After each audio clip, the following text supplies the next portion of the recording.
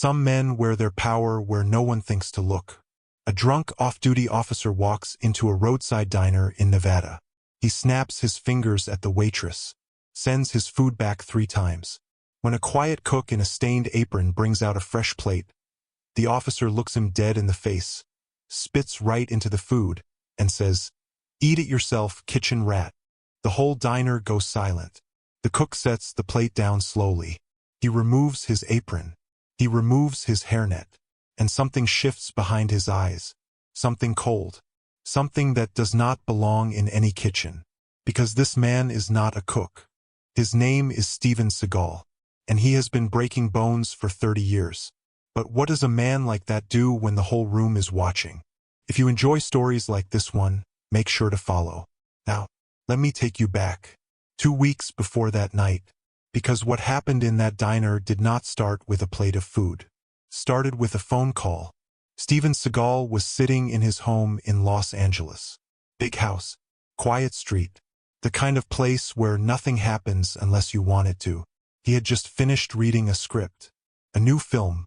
He was set to play a former Special Forces operative who goes undercover as a blue-collar worker to expose corruption in a small desert town. Standard Seagal territory. But something about this one felt different. The character was not a fighter pretending to be ordinary. He was ordinary, a nobody, a man the world steps on. And Seagal wanted to understand that. Now here is the thing about Seagal that most people do not know. He does not just memorize lines. He lives them. Back in the 80s, before Hollywood, he spent years in Japan studying Aikido. Not as a tourist, as a student. He earned his black belt the hard way. Silence, discipline, repetition. So when he read the script, he did not call his acting coach. He called a friend who owned a diner outside Nellis Air Force Base in Nevada. A rough little place off Route 93. Truckers, military boys, locals who had been eating the same meatloaf for 20 years. He said, "Give me a job. 2 weeks. Nobody knows who I am." His friend laughed, then realized he was serious. 3 days later, Seagal showed up at the back door of that diner. No ponytail, hair pulled back under a net, no black jacket, just jeans, work boots, and a plain white t-shirt under a grease-stained apron. He told the staff his name was John. Said he was a line cook from Reno, down on his luck, looking for temp work. Nobody questioned it. Nobody looked twice. Because believe me, when you take away the sunglasses and the leather and the camera crew, Steven Seagal looks like any other big guy who has seen a few hard years. And for 2 weeks, that is exactly what he was. He showed up at 5 in the morning. He prepped vegetables. He flipped burgers. He scrubbed the grill at closing. He did not complain. He did not talk much. The waitresses liked him because he was polite. The other cook liked him because he kept his station clean. The owner kept his mouth shut, just like Seagal asked. Now, the diner itself. It sat about 40 minutes outside Las Vegas, right on the edge of nothing. Desert in every direction. The kind of place where the jukebox still played Merle Haggard and the coffee had been on the burner since noon. Most of the regulars were harmless. Working people, tired people, people who just wanted a hot meal and a little quiet. But there was one regular who was not like the others. His name was Dale Burris, Officer Dale Burris. He worked for the local county sheriff's department. And every Thursday night, like clockwork, Dale walked in after his shift, already half drunk from the bar down the road. He was loud. He was mean. And he treated the diner staff like they were beneath him. He snapped his fingers at the waitresses. He sent food back for no reason. He once made a busboy mop the floor around his booth while he watched and laughed. Nobody said anything, because Dale was a cop. And in a town that small, a cop is not just the law. He is the weather. He decides whether your day is sunny or whether a storm rolls through. And for 2 weeks, Seagal watched him. Said nothing. Just watched. Waiting. It was a Thursday. The last Thursday of Seagal's 2 weeks. He was planning to leave the next morning. Pack his bag, drive back to LA, and start pre-production on the film. The job was done. He had lived the role. He had felt what it was like to be invisible, to be no one. And honestly, part of him had enjoyed it. No agents calling. No producers arguing. Just food, fire, and silence. But that Thursday night, Dale Burris came in worse than usual. You could hear him before you could see him. His truck pulled up fast, gravel spraying across the lot. The front door swung open so hard it hit the wall. He did not sit in his usual booth. He walked straight to the counter and dropped himself onto a stool like he owned the building. His uniform shirt was untucked. His eyes were glassy, and he was talking to himself. Low, angry muttering that made the waitress, a woman named Linda, take a step back without even realizing it. Linda had worked at that diner for 11 years. She had served every kind of man you can imagine. But Dale scared her. Not because he hit. He never hit anyone. He did not need to. He used his badge like a fist. One wrong word and suddenly your taillight is busted and you are getting pulled over every week. That is how Dale operated. Quiet threats. Slow punishment. She brought him his usual. Chicken fried steak, mashed potatoes, black coffee. He looked at it. Pushed the plate back. "This is cold," he said. It was not cold. Linda had just pulled it from the window. But she smiled and took it back. Told the kitchen to refire it. Seagal was on the grill. He made it again. Fresh. Hot. Perfect. Linda brought it out. Dale took one bite. Spit it into his napkin. Tastes like garbage. Make it again. Linda's hands were shaking. But she took the plate. Walked it back. Seagal looked at her. She would not meet his eyes. He made it a third time. And this time he did something he had not done in 2 weeks. He walked it out himself. Now get this. He was not angry. Not yet. He was curious. He wanted to look this man in the face. He wanted to see what a man looks like when he believes he is untouchable. He set the plate down in front of Dale. "Fresh off the grill," he said. Calm. Polite. Dale looked up at him.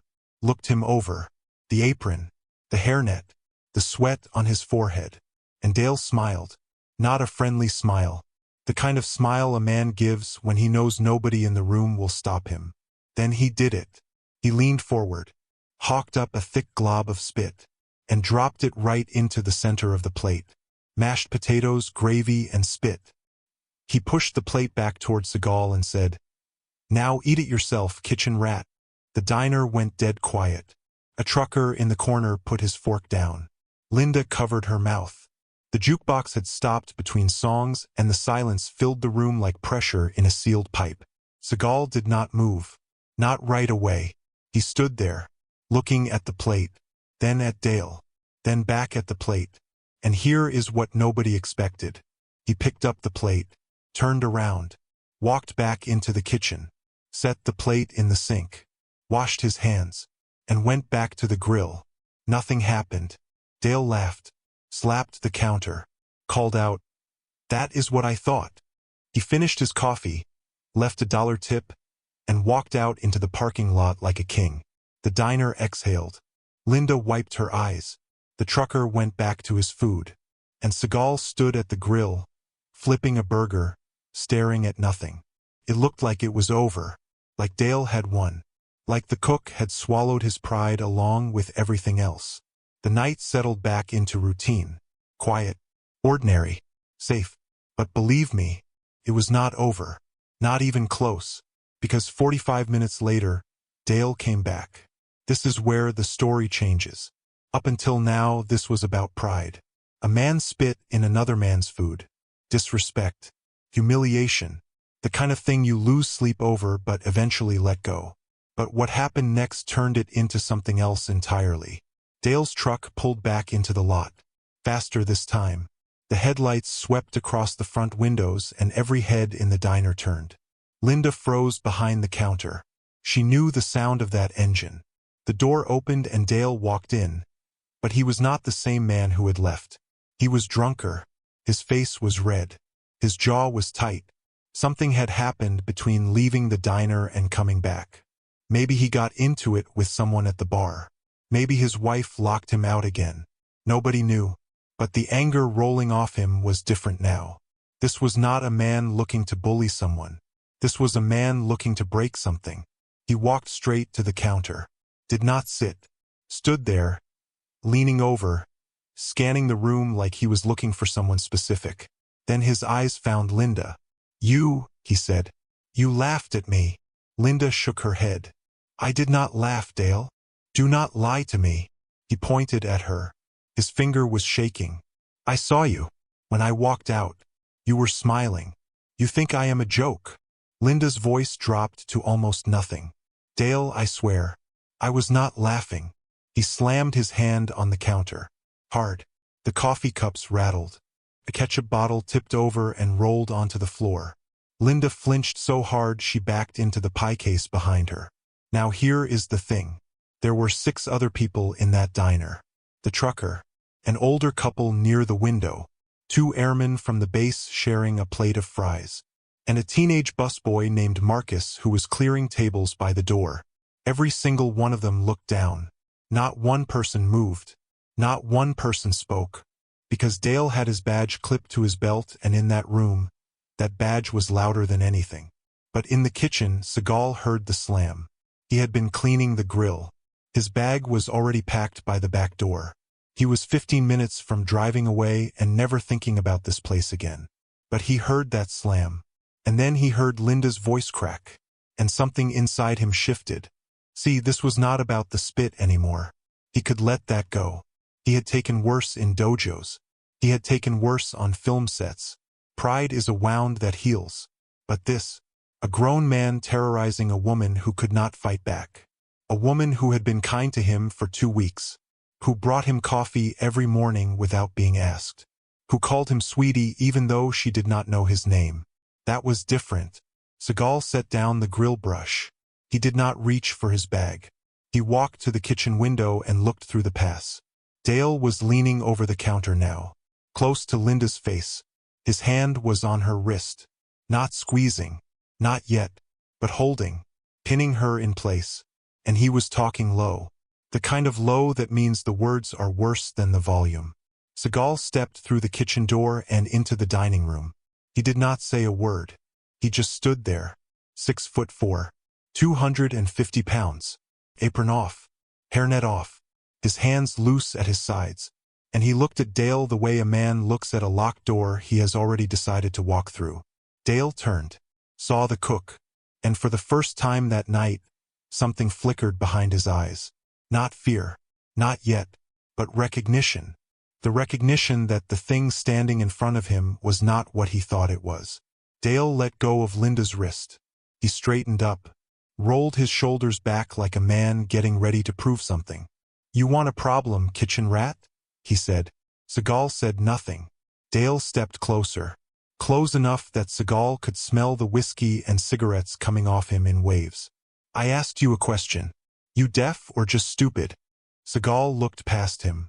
Looked at Linda. She was holding her wrist against her chest. Her eyes red and wet. Then he looked back at Dale. And when he spoke, his voice was so low that only Dale could hear it. "Let me tell you something. You are going to walk out that door. You are going to get in your truck. And you are never going to touch that woman again." Dale blinked. Then he laughed. Short and sharp. "Or what?" And that was his mistake. Because he did not wait for the answer. He shoved Seagal. Both hands to the chest. Hard. Now here is what you need to understand about Aikido. It is not about hitting. It is about redirection. You take the force someone gives you and you send it back. The harder they come, the worse it ends for them. And Dale came hard. The moment Dale's hands hit Seagal's chest, Seagal moved. Not backward. Sideways. His left hand caught Dale's right wrist. His right hand came over the top and locked the elbow. One smooth motion. No hesitation. No wasted movement. Like water going around a rock. Dale's arm twisted behind his back. His shoulder went to the edge of dislocation. His knees buckled. And before he could even shout, Seagal drove him forward and slammed his face into the countertop. The impact was so clean and so fast that the salt shakers jumped. A glass of water tipped and spilled across the counter. Dale let out a sound that was not a word. It was something between a gasp and a squeal. The sound a man makes when his body tells his brain that the fight is already over. Seagal held him there. One arm locked. Dale's cheek pressed flat against the counter, his free hand clawing at nothing, his legs kicking weakly against the base of the stool. The diner was silent, absolutely silent. The trucker had stopped chewing. The old couple held hands under the table. Marcus the busboy stood by the door with a bin of dirty dishes, frozen solid. Nobody breathed. Seagal leaned close, right next to Dale's ear, and he whispered, "I have cooked in this kitchen for 2 weeks. I have broken bones for 30 years. Guess which one I am better at." He held him for 3 more seconds. Then he let go. Dale slid off the counter and dropped onto the stool. His right arm hung limp. His wrist was already swelling. His face had a red mark from the countertop that would turn purple by morning. He did not speak. He did not move.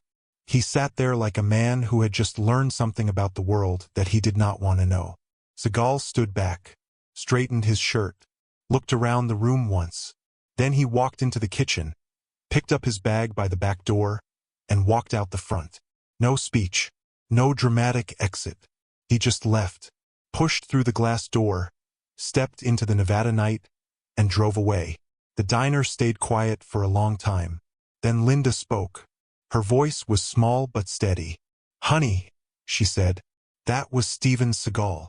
If this story has you hooked, take a second and subscribe. You are going to want to hear what happened next. Now, here is what happened after." Dale Burris sat on that stool for a full 10 minutes. Nobody talked to him. Nobody asked if he was okay.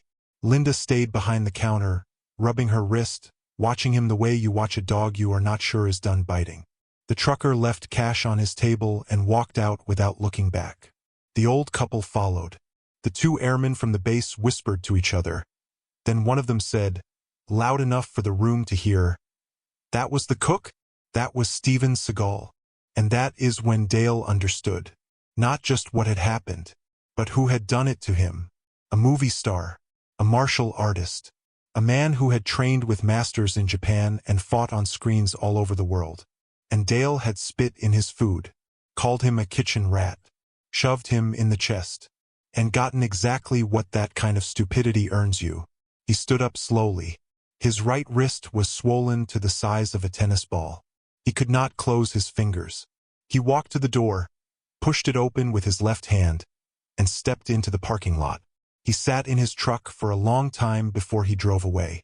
And according to the people who knew him, he did not talk about that night. Not once. Not to anyone. But he changed.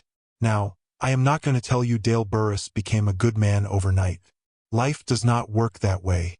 But the people in that town noticed things. Small things. He stopped going to the diner on Thursdays. When he did come back weeks later, he sat quietly, ordered his food, said thank you, left a proper tip. He did not snap his fingers at the waitresses. He did not send anything back. He kept his voice low and his hands to himself. Linda noticed it most. She told the owner one morning, "He does not look at me the same way. He used to look through me.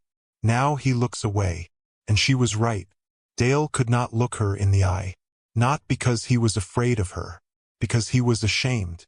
And shame, believe me, is a heavier thing to carry than a sprained wrist. As for Seagal, he drove back to Los Angeles that night. He started filming the movie 6 weeks later. He never talked about the diner publicly, never told the story in an interview, never used it for promotion. The owner of the diner kept his word too. He did not sell the story to a tabloid, did not call the local news. The only reason anyone knows about it at all is because Linda told a friend, and that friend told someone else. And the story spread the way real stories do, slowly, quietly, through people who were there or knew people who were there. And that is the part that stays with me, because Seagal did not do what he did for the cameras. There were no cameras. He did not do it for fame. Nobody knew his name. He did it because a woman was being hurt, and he was the only person in the room who could stop it. You know, people talk a lot about what makes a tough guy. They talk about muscles and belts and knockout records. But I will tell you what real toughness looks like. It looks like a man scrubbing a grill at midnight, saying nothing, taking insults from a drunk with a badge, And then, when it finally matters, when someone else is in danger, he stands up. Not for himself, for her. Some men wear their power where everyone can see it. But the ones who matter most, they wear it where no one thinks to look. And that is the story of the night an officer spit in a simple cook's food. Without knowing he was Steven Seagal.